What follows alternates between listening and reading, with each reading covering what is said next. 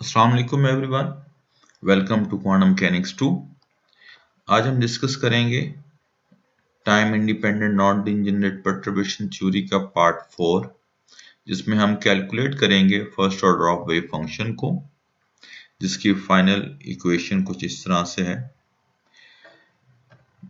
सबसे पहले साइन 1 को कैलकुलेट करने के लिए हम साइन 1 को बेसिकली हम एक लीनियर कॉम्बिनेशन की फॉर्म में लिखेंगे,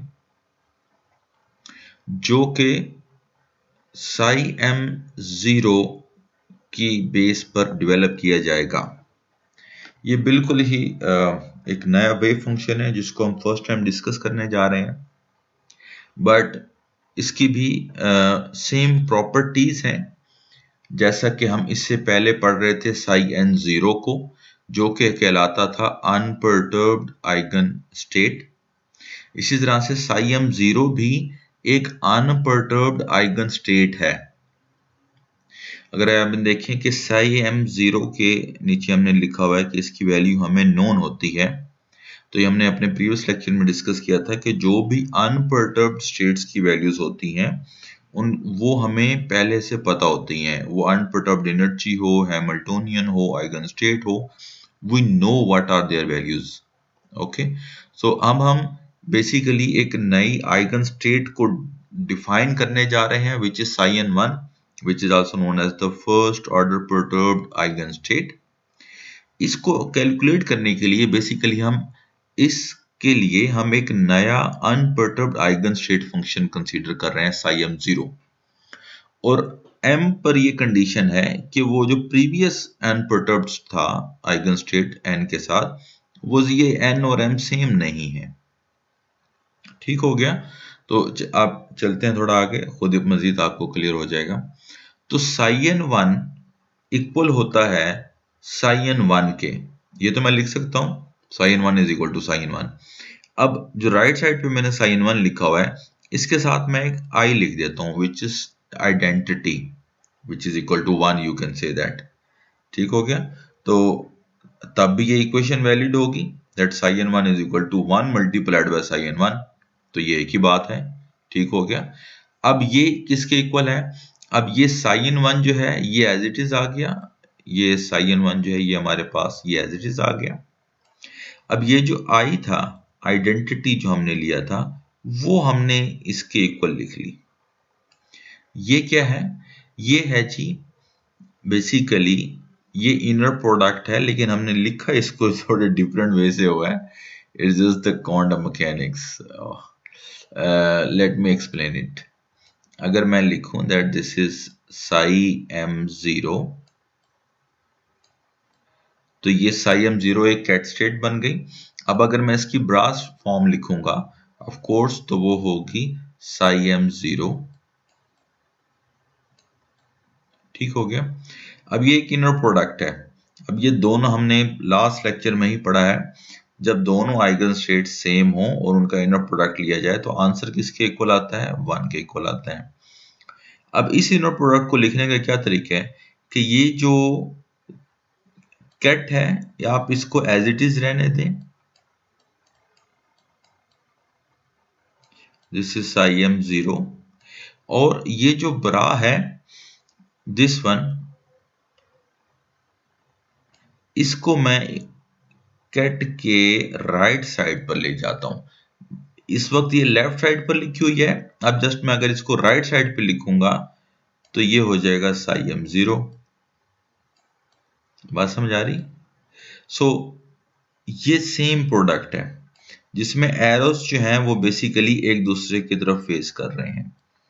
so this is basically the same inner product जिसका आंसर 1 होता है, लेकिन हम उसको लिख इस फॉर्म में रहे हैं।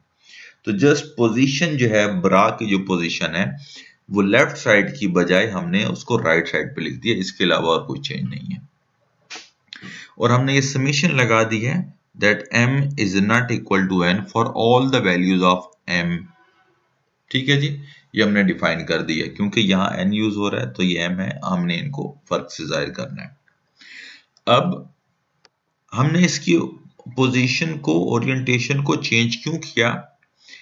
क्योंकि ये देखें नेक्स्ट इक्वेशन में हमने लिखा साइन 1 ये एज इट इज आ गया, ये summation m is not equal to n ये भी आ गया एज इट इज। अब हमने क्या किया, जो ये है ब्रा हमारे पास जो साई m0 ब्रा है, हमने इसका इनर प्रोडक्ट ले लिया साई n1 के साथ, यानी कि इन दो का, इन दो का इनर प्रोडक्ट हमने ले लिया जो कि हमारे पास इस शक्ल में आ रहा है।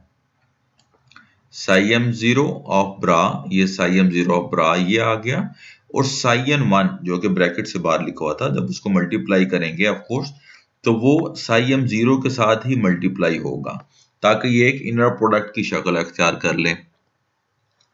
तो ये साई n1 आ गया, और ये जो कैट ऑफ साई m0 रह गया था वो एज इट इज हमने यहां लिख दिया, this is ket of psi m0। तो बेसिकली हम इस इक्वेशन को अरेंज करें तो इस शक्ल में आ जाएगी। अब साई m0 क्योंकि अनपर्टर्ब्ड आइगन स्टेट है तो इसकी वैल्यू हमें पहले से पता है, इसकी वैल्यू नोन है, और साई m0 और साई n1 जो है इसकी वैल्यू हमें नहीं पता। अब यहां पर जो स्टूडेंट्स मोस्टली वो जो मिस्टेक करते हैं या जो क्वेश्चन पूछते हैं वो नॉर्मली वो ये पूछते हैं कि सर यहाँ भी तो ये साई m0 और साई n1 ये दोनों डिफरेंट स्टेट्स हैं, so let's cancel them and the answer is equal to 0। अब इसको तो कुछ क्वेश्चन मार्क की तो जरूरत ही नहीं है, सो जस्ट पुट 0 हियर। ऐसा नहीं कर सकते। Okay, so the theory is हमारे पास जो ये बेसिस हैं m और n ये भी हमारे पास डिफरेंट है, ठीक है, और यही असल चीज है जो साई n1 कैलकुलेट करने के लिए हमें हेल्पफुल होगी। कि साई n1 इक्वल है इस टर्म के, ये वाली टर्म तो हमें पता है ये तो अनपर्टर्ब्ड है, तो जो परटर्ब्ड पार्ट है, जो परटर्बेशन का पार्ट है वो बेसिकली इसी इक्वेशन के अंदर छुपा हुआ है और हमने इसलिए इसी को ही कैलकुलेट करना है। हम इसको जीरो नहीं कर सकते क्योंकि ये डिफरेंट बेसिस में है।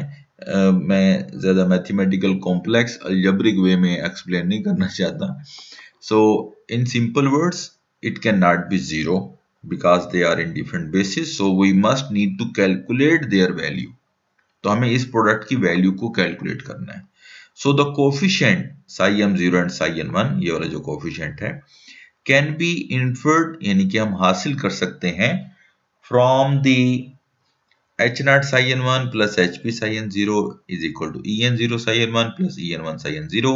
ये किस चीज की इक्वेशन है जी? ये हमारे पास इक्वेशन है फर्स्ट ऑर्डर ऑफ लैम्डा की इक्वेशन। जी बिल्कुल, जो हमने 2-3 लेक्चर्स पहले डिस्कस की थी। तो हम इस इक्वेशन की मदद से हम इस कोफिशिएंट को मेजर कर सकते हैं, कैलकुलेट कर सकते हैं। तो वो कैसे करेंगे? अगेन सेम रूल, हम इसको साई m0 ये जो हमने नया आइगन स्टेट कंसीडर किया है, हम इस साई m0 को लेफ्ट साइड से मल्टीप्लाई करेंगे with each term of this equation. बिल्कुल वही स्टेप जो हमने last time first order energy calculate करने के लिए हमने यूज किए थे, हम वही स्टेप फॉलो कर रहे हैं, बट द डिफरेंस इज यहाँ हमारे पास m है, वहां हमारे पास n था। तो चलिए देखते हैं इक्वेशंस। घबराइए नहीं बिल्कुल भी, दिस वेरी इजी। सो ये जो फर्स्ट इक्वेशन थी ये फर्स्ट ऑर्डर ऑफ लैम्डा की इक्वेशन, इस हर इक्वेशन की इस इक्वेशन के हर टर्म के साथ लेफ्ट साइड से हमने साई m0 को मल्टीप्लाई करना है। तो ये फर्स्ट टर्म के साथ हमने मल्टीप्लाई कर दिया साई m0 को, फिर ये सेकंड टर्म के साथ कर दिया, फिर ये थर्ड टर्म के साथ साई m0 को मल्टीप्लाई कर दिया, और ये फोर्थ टर्म के साथ। तो ये lambda first order of lambda की इक्वेशन से हमने हर टर्म से जो है साई m0 को लेफ्ट साइड से मल्टीप्लाई कर दिया। अब अगेन साई m0 h0 ये बेसिकली जो टर्म है ये श्रोडिंगर इक्वेशन है जो कि इक्वल होगी psi m0 as it is आ गया, और h0 जब साई m0 पर अप्लाई होता है तो आंसर आता है em0 which is the eigen value आप कह सकते हैं।